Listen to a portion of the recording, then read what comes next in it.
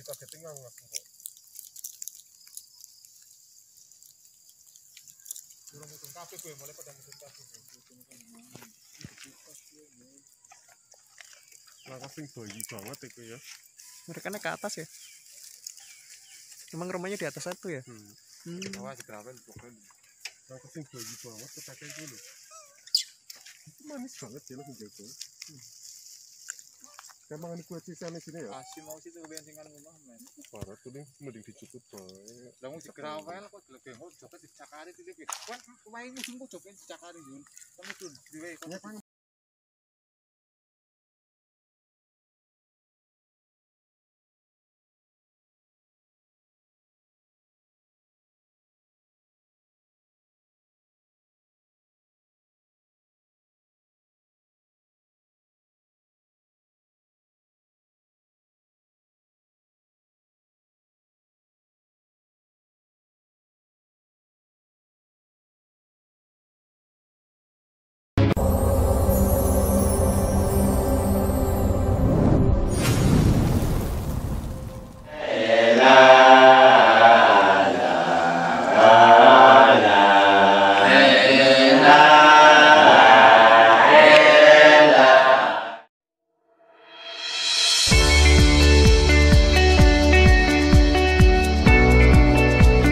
Assalamualaikum warahmatullahi wabarakatuh. Sobat Misteri, berjumpa lagi dengan saya Trian Wilson. Dan kali ini kebetulan saya sedang berada di suatu tempat, yaitu tepatnya di Desa Cikakak ya, di Masjid Saka Tunggal. Dan kebetulan di sini juga ada satu makam ya, makam pendiri dari Masjid Saka Tunggal sendiri yang terkenal, yaitu biasa disebut Mbah Mustolih atau Kiai Mustolih.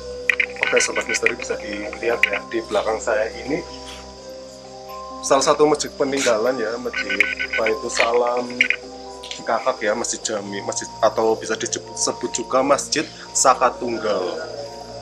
Dikarenakan masjid ini dibangun dari tahun sekitar 1600 ya, dan di dalamnya memiliki satu soko ya, satu soko guru ya, satu saka.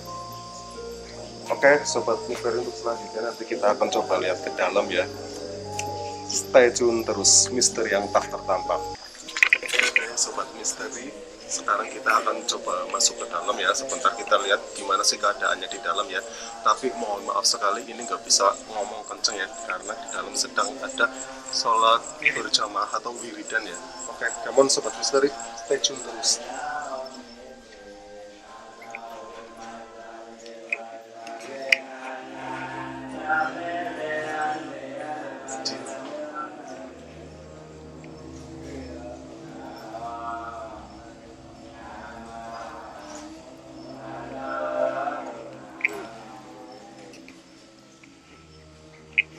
Di dalam khusus tempat sholat perempuan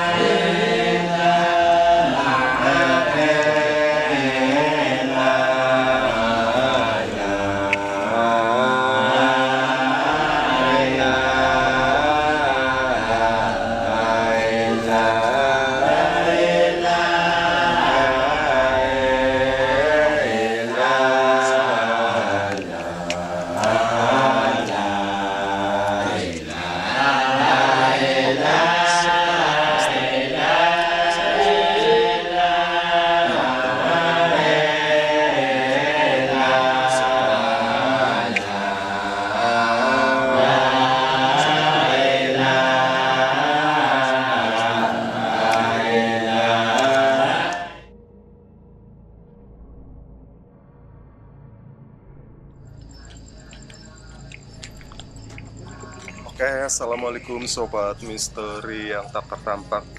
Barusan tadi ya kita telah mencoba menelusuri masuk ke dalam ya, dan sepertinya ini ada momen ya, momen wiridan, tapi wiridan berjamaah ya Sobat Misteri.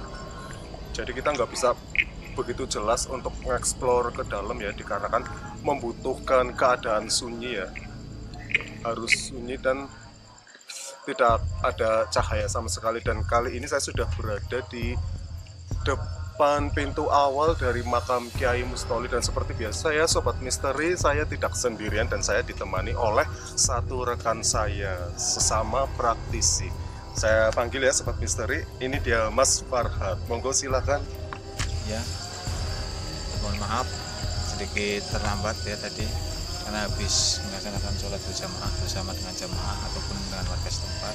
Karena alhamdulillah ya, dengan kedatangan kita berempat di sini, sebenarnya masih ada teman ataupun rekan kita 2 orang lagi. Jadi beliau lagi ada acara tersendiri.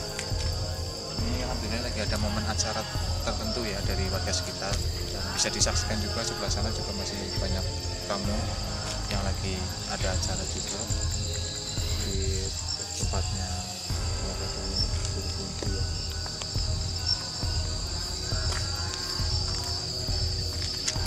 Terus alhamdulillah untuk sampai saat ini yang saya rasakan bersama Mas Trian itu banyak energi positif yang muncul ya, alhamdulillah sekali. Dengan kedatangan kami berempat, saya, Mas Anto, Mas Risno, sama satunya lagi Mas Diki, ya kedatangannya diterima di sini, jadi banyak, alhamdulillah banyak energi positif. Sempat tadi pun ada beliau ya, Mbak almarhum Mbak Kiai Mustoli, yang telah kita jumpai tadi di dalam masjid Saka Tunggal. Terus di sini kalau bisa pengen tahu ya, ada 4 juga ya, 4 makom juga ya, terletak di atas sebelah sana. Itu ada 4 makom. Mungkin dari sini gelap ya. Nah, di situ itu jalur untuk masuk ke makomnya ya. Itu ada 4 di atas sana.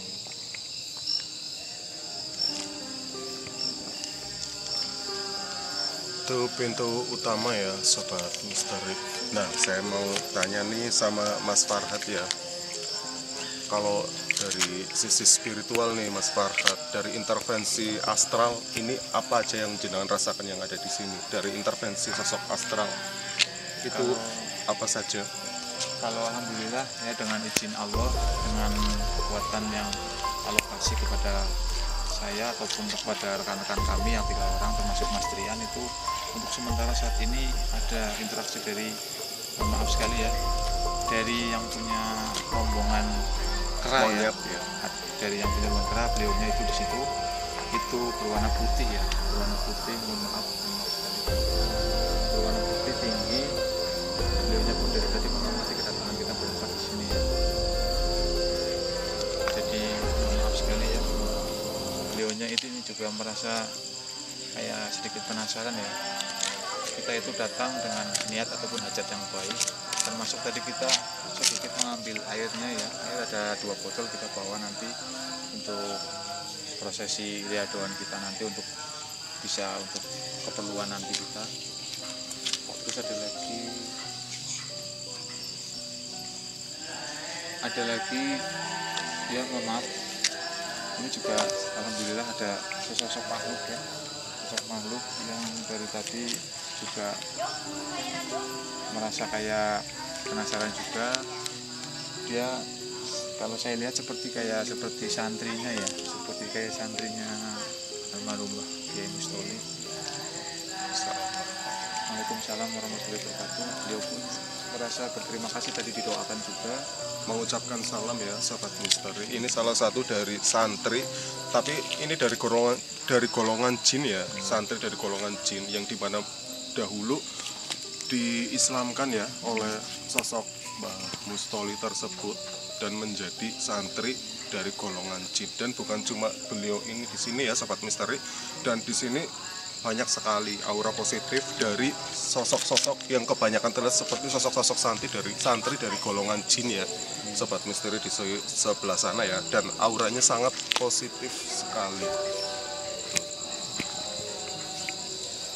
Dan ini ya Mas Farhat, kalau saya dengar-dengar dari orang nih ya, kalau di sini kan ada juga orang yang datang dengan tujuan tidak baik, ada juga orang yang datang dengan tujuan baik atau hanya sekedar berziarah.